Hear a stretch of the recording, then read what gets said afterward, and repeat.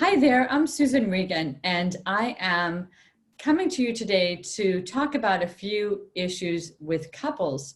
I'm developing an online program for strengthening couple relationships. And so I've found some experts to talk about some of the areas that I feel like couples could use some extra support. And just to tell you a little bit about myself, I am a certified mediator and seasoned couple therapist in the Bay Area. And I'm also a relationship expert and coach. So today I'm so happy to be talking about couples and finances. And today I have Thomas Faupl with me. And Thomas, I'm so happy to have you here. Could you introduce yourself and let us know a little bit about your background and the work you do in the Bay Area? Sure, absolutely. And thanks for having me today. I'm really looking forward to our conversation. So I am a licensed marriage family therapist and somatic experiencing practitioner. I'm in private practice here in San Francisco. I've been in practice licensed for over 12 years. And I have a number of specialties. I work with trauma, developmental trauma, and also have a very large part of my practice is working with individuals, couples, and families around their finances, which I call financial therapy. Mm-hmm. Yes, and that's the whole reason why I started this conversation with you is the financial therapy aspect. And I thought there was something really interesting in what got you interested in the financial therapy aspect. Could you talk about that a little bit? Sure, sure. So when I went back to graduate school, I left my full-time corporate job because I needed to be in graduate school full-time. And so I was looking for a solution on how to support myself while I went through that process. And I interviewed and was accepted for a job at Consumer Credit Counseling Service, where I worked with individuals, couples, and families around their finances in myriad ways for about 12 and a half years while I went to school, worked on my clinical hours, passed my boards, and started to set up my practice. And in that process, it became clear to me that people had really a lot of behaviors, beliefs, strong feelings, difficulties, stresses around finances. And I got really curious about that in terms of, as I started to build my own practice, starting to talk to people, and I realized that this was a topic that people could really use some support, and maybe some clinicians didn't really know how to do that. So I felt like this is something that I really wanted to develop. And at the same time, there was an association developed, the Financial Therapy Association of clinicians, personal wealth managers, and academics really studying this issue around the psychology of money. Mm-hmm. Yeah, money can be so stressful. And I often use that referral, that consumer credit counseling, for my clients. And I feel like some of that comes from the lack of education that we have in our own financial pictures in our families. But I also see that as a major stressor for couples, and it almost mimics their emotional challenges. So I wondered if when you start working with clients in your office, with couples in your office, how do you unpack judgment and shame so that people can actually start talking about their finances with you or with each other? Sure, great question. One of the questions that I ask each partner is, what is your perception that your partner has of you? So what do you think how does your partner perceive you around money? Not how you perceive your partner, but how they perceive you. And usually people start to talk about, how they feel judged in that. And then the next question will be, well, how does that impact you, and how do you feel about your partner when it comes to these money conversations? So that's a door opening, and we're going to go back to that topic time and time again as we work together as a team to discuss finances and also do it in a way that brings up more safety than judgment. Now, the issue of shame is, I think it's a deeper issue, and it's a very, can be a painful, tender issue. So I usually wait a little bit before getting into the depths of that until a sense of safety has been built between a couple. Mm-hmm. And for some couples that happens sooner than later, and other couples, that's a really difficult place to get. Right. And I think one of the things that that are the hardest things to talk about as a clinician with couples and for couples to deal with is finances and intimacy. And they have a direct correlation, but I also see those as developmental skill sets. Like you can learn what you need to learn about financial literacy. So I know you mentioned earlier that you actually assess like how much working knowledge do people have of finances. Yes, so I do a couple of things. I want to know what is each partner's financial literacy. What do they understand about money? How do they engage finances? Do they really know about their 401 portfolio? Do they know about risks? Do they know about how their Social Security benefits are calculated? Do they know about savings? Do they know about interest rates? So just to kind of help us all orient ourselves to people's different understandings. So it's not uncommon in a couple for somebody to have more financial literacy than others. And that can be difficult if, you know, there's judgment in the relationship. There can bring up issues around power and shame around that. So that's one thing. The second thing is that I really talk in the room with both couples about their histories. You know, what did you learn from your parents? What was your financial background in terms of what was your socioeconomic background?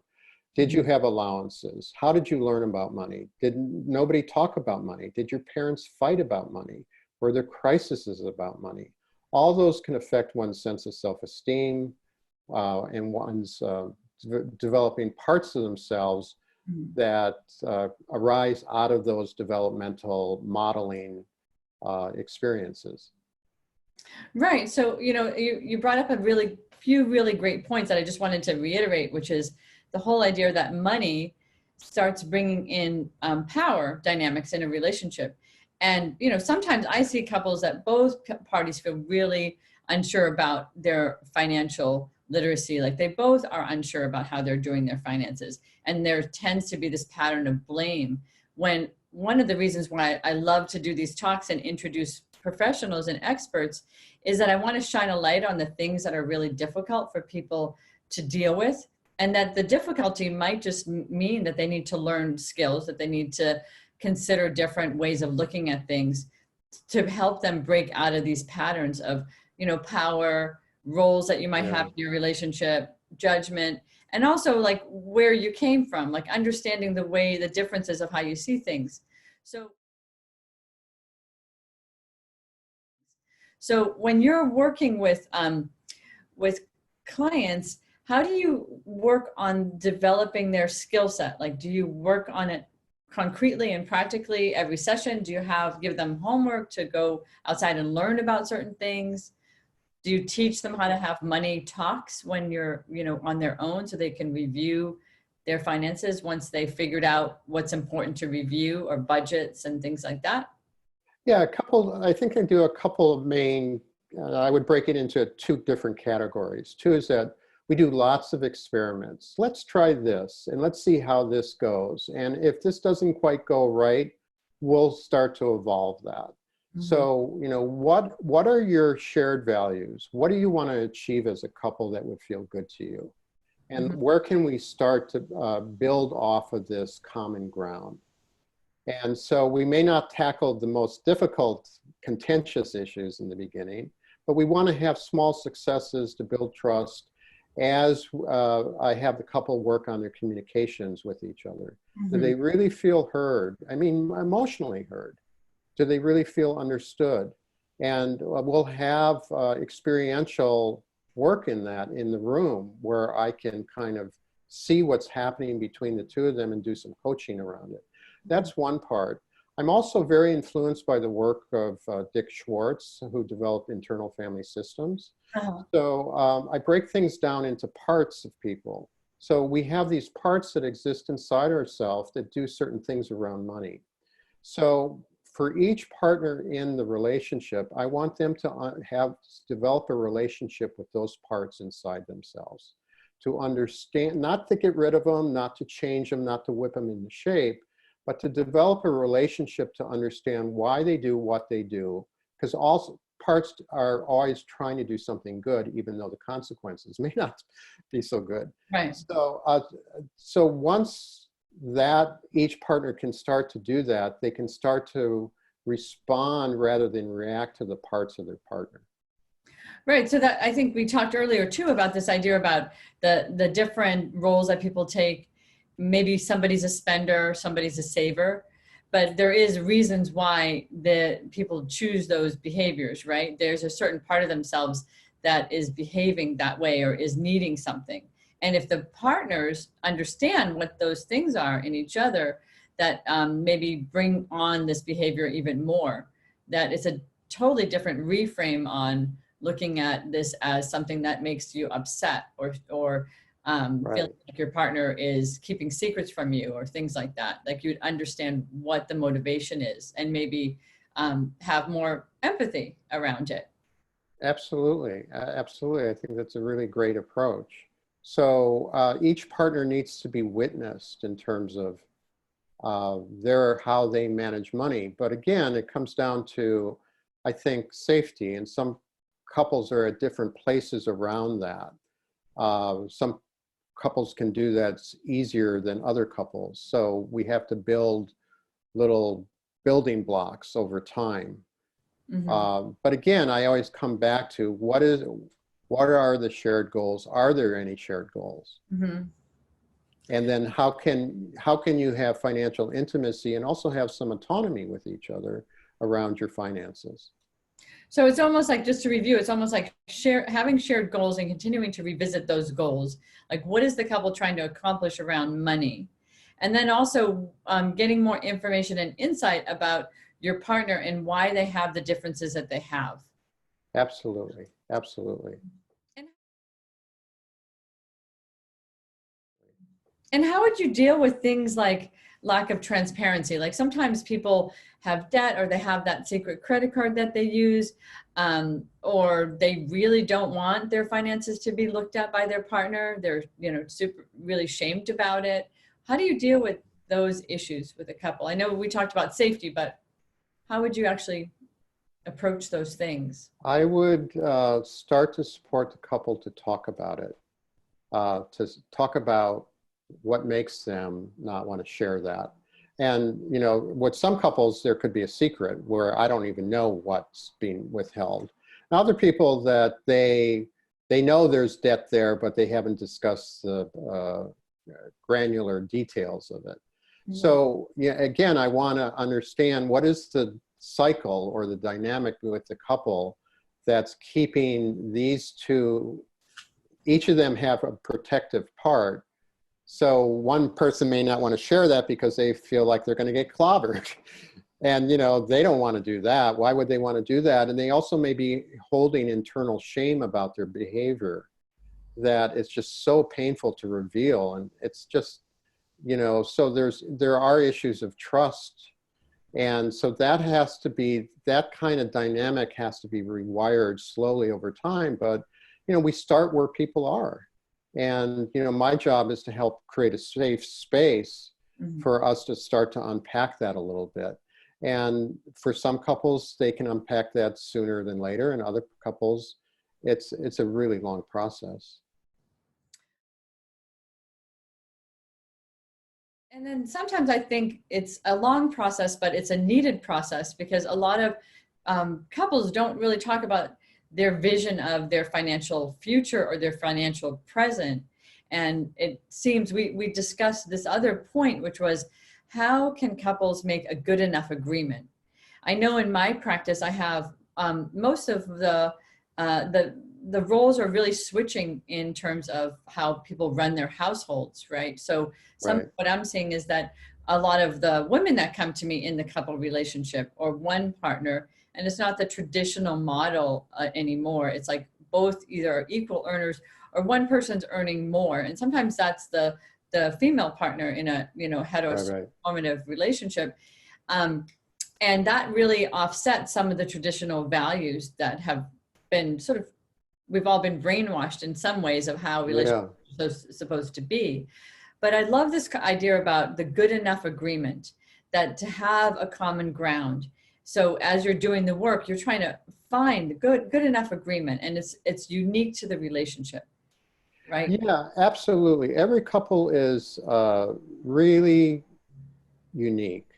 So you have to, when I work with a couple, I really want to know what are the issues involved, and let's try to do some experiments. Let's try to do some practical things where both people in the relationship are getting their needs met enough, and that there's enough of the we in the relationship that's coming together. And it may not be perfect, and it may be an issue that probably will need to be revisited throughout the relationship, but it can be done in a constructive way rather than in a way that's more polarizing. Right. So I will support the couple to find the answer to what is the good enough agreement versus me handing them, I think you should do this. But it's really, it has much more power for the couple to come to that solution on their own. And the way to do that is to, I really invite couples to have regular intentional meetings where they both can come to the conversation more mindfully, more prepared, rather than somebody comes home from work and, you know, opens up a credit card bill or, you know, sees something else, and there's this spontaneous conversation that goes off the rails. Right. So the habit of having regular financial conversations, and they're not just done on the slide, they're done really consciously. There's a time set. There's also maybe some rules that you might put in there, like if people get upset, we take a break. Yeah, so, absolutely. Yeah. So you work on things regularly, not just like as there's a crisis, but you work on things regularly in your financial, trying to change your financial aspect in your relationship. Yes, yeah, that's true. And also I explore with the couple who manages the finances, you know, and how much are you both informed about your finances? Or do you just say, well, you know, I'll let my partner do it? So I really encourage couples to mix it up in terms of the finances, or work on finances together. Like, so, because partners can get into their silos. I do this, you do that. And also each partner tends to have a rule book about money. So, and it's very hard for them to get out of, you know, we tend to get mad when people don't play by our rules. Right. So, you know, I want to have full conversations about that, and to explore to what extent can we make this a living, dynamic, positive sense of intimacy around your finances, that you're both contributing and you're both getting your needs met. Mm-hmm. So I like the concept of silo thinking. So silo thinking is everyone has their own idea about what's right in terms of how to manage finances. Right. And I love that concept of one of the ways to break it down is that people share the role of doing different tasks, that it's not like the silo thinking would be fed by everybody has their roles. But then if you cross over and people are sharing the roles, they get to develop empathy on how difficult it might be to do this role, or that they appreciate the other partner has more ability in this area than they do. But at least there's like a breaking it down so that the silo thinking gets challenged, right? Right. And with some couples, that suggestion is not going to fly very well in the room. Yeah. So then what we do is we really work with each of the protective parts that each couple has around why not?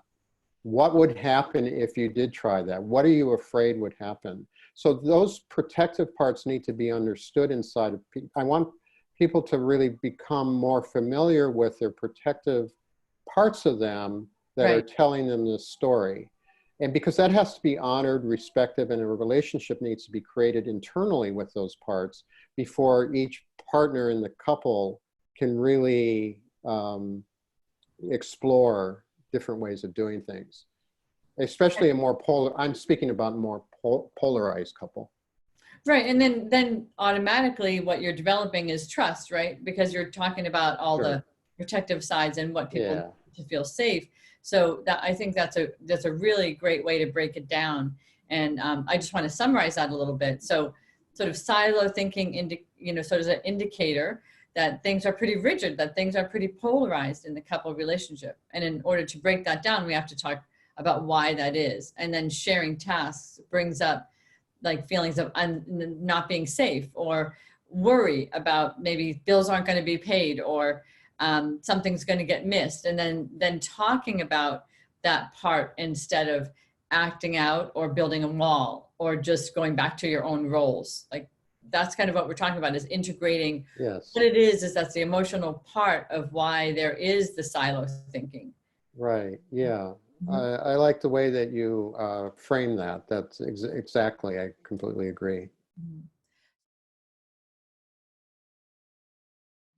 So do you see sometimes that the money, and how do you see, I guess, how the money problems mimicking the emotional problems? Like the money, differences, maybe extreme differences that mimic the emotional problems for a couple. Yeah. So again, I'm tracking the couple in terms of how are they communicating with each other? What comes up for them when they talk about money?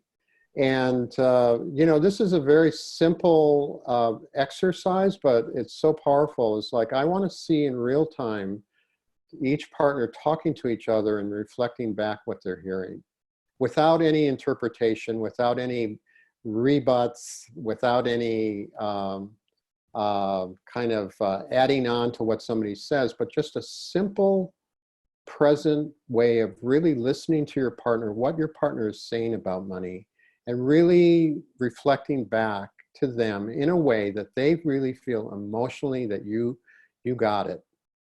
You got it. And that's so simple because couples tend to go too quickly in their conversations around money. So I'm slowing things down, and I want to bring some sense of presence and mindfulness to those conversations. And that allows genuine feelings to come up in a way that they can be seen, witnessed, and held where nobody's shamed or judged. Right. And it's such a simple exercise. And it's probably the key to every interview that I've had so far with couple experts, is that the biggest part is getting couples to be present with each other and really listening to what the partner's saying. It's so powerful. Listening without opinion. And then people feel held, and then people feel like they can go to the next level because they're understood. So it's so important, that active listening, that empathic listening. Hmm. It's what I think moves the needle in the relationship. Hmm. Yeah. So, so I wonder if you could repeat again, just summarize again, what are the tips to have healthy money conversations? Maybe you teach them in your sessions, but what do you remind people to do outside when they're trying to talk about money or have their money meetings? What are some of the main tips that you'd want a Right. couple to focus on?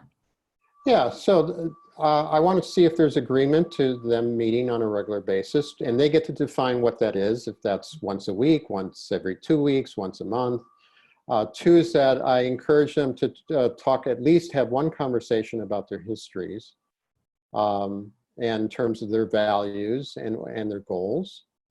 And also, we want to define what are the goals of the couple, and then like, okay, you're not sure how your spending is, then let's have a session where you're talking about spending and savings plan.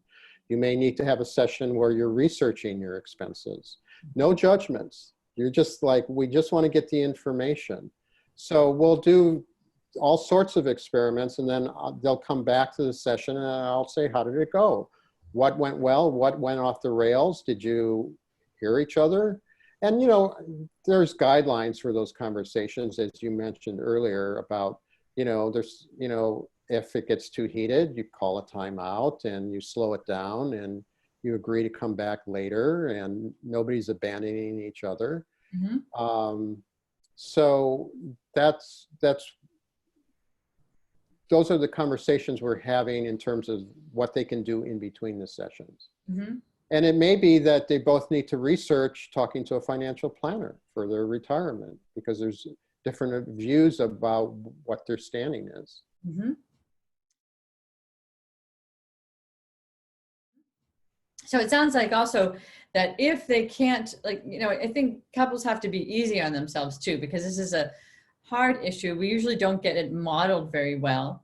And to have sort of money conversations weekly or however they do, that there may be like when they bump up against, like, we can't talk about this. We have such silo thinking about this, that those are the times that couples should ask for help to figure out, whether with a financial coach or a financial therapist, like how to break down those difficult conversations, figure out what the triggers are, and know that you might not be able to do particular parts of your money work alone until you get support, understand what the triggers are, understand what the information is you need to learn to feel more confident.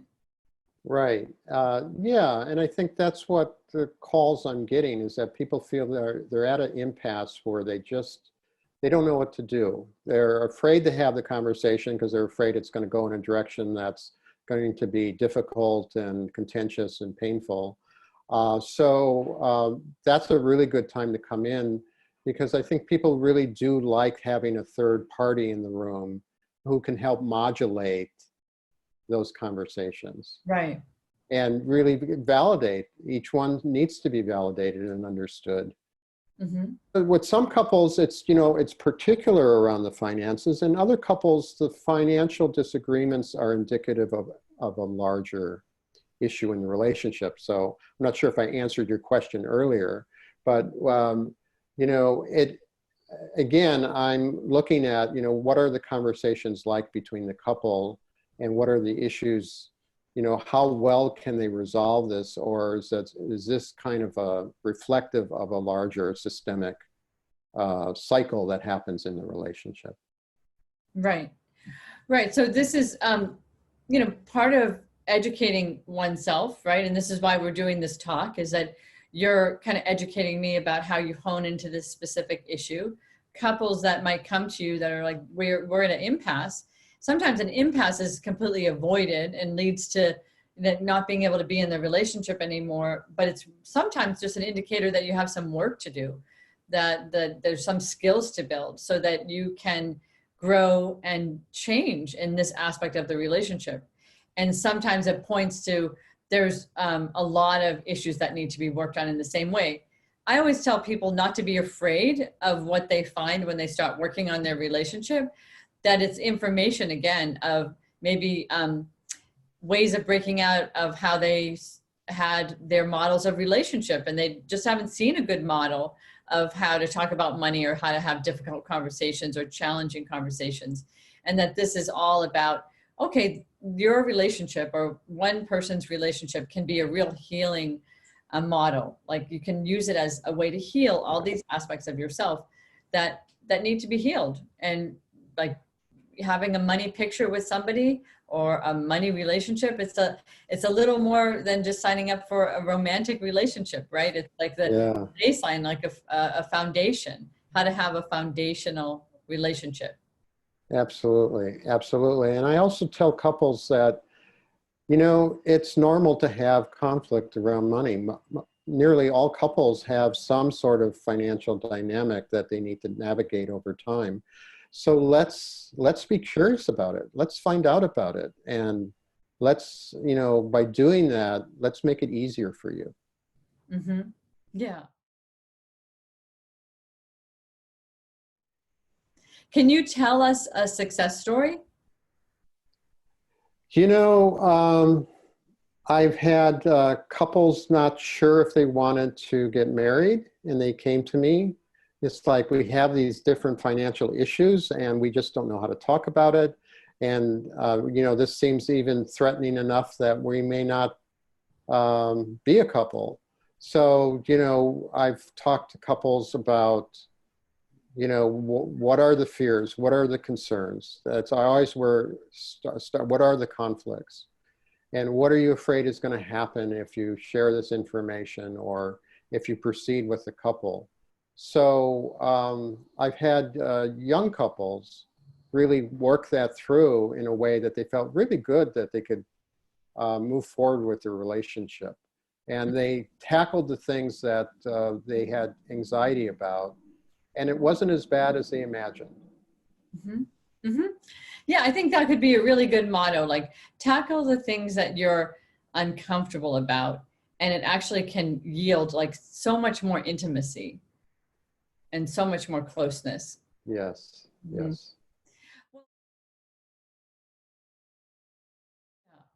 So I want to summarize our talk now because there were so many Sure. points in here and I really want people to be able to hear them again. I think you did a great summary around the tips of how to have a money conversation and how to break down goals, going out, getting information. Getting information is so key. Getting new information. Sometimes we only have a certain amount of information in our mind, right? And Yeah. information is power. So getting information. Um, what else did we talk about? We talked about unpacking shame and judgment around money, Silo thinking, silo thinking. Mhm. good enough agreements. My favorite part, the good enough agreements, like a common ground. How can you operate financially that's good for both parties? It might not be great, but it's the negotiation model. It might not be your way, your silo thinking way, but it's the combination of the two mindsets, the two style differences around money. Right. Yeah. Yeah, and then I think as therapists, we always are looking for reoccurring patterns. Like what are the patterns that people get into that they can't break out of? And that would be kind of roles, dynamics, power, imbalances, looking at some of those patterns with couples and where they come from and if there's other options and how to function.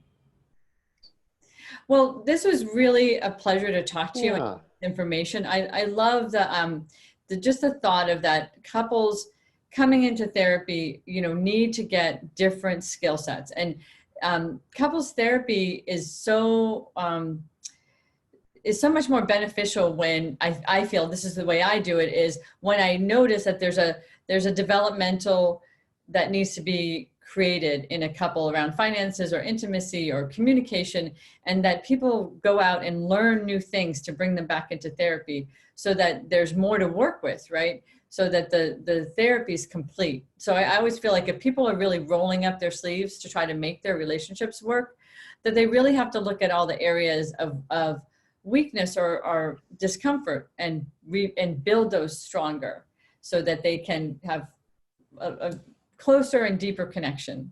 Yeah, and I'm really glad you said that because I think it brings up a kind of a natural sense of confidence, and it really reinforces the we in the relationship versus the two me's. Right, right.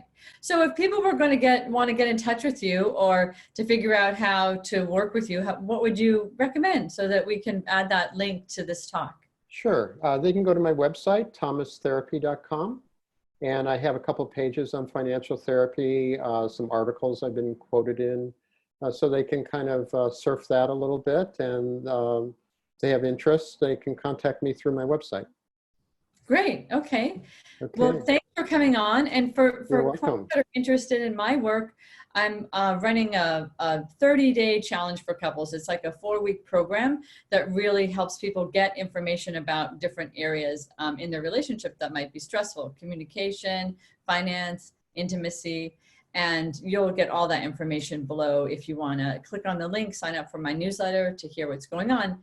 There'll be more talks like this in the future. Thanks again for joining us. It was so great to hear all of your information and the ways that you work. And I think my couples and people that are listening to this online talk will just be able to get some tips right away and apply them to their relationship. So thank you. You're welcome, Susan, and thank you so much for inviting me. I really enjoyed having a conversation with you about this. Okay, I hope to talk soon. Okay, bye-bye.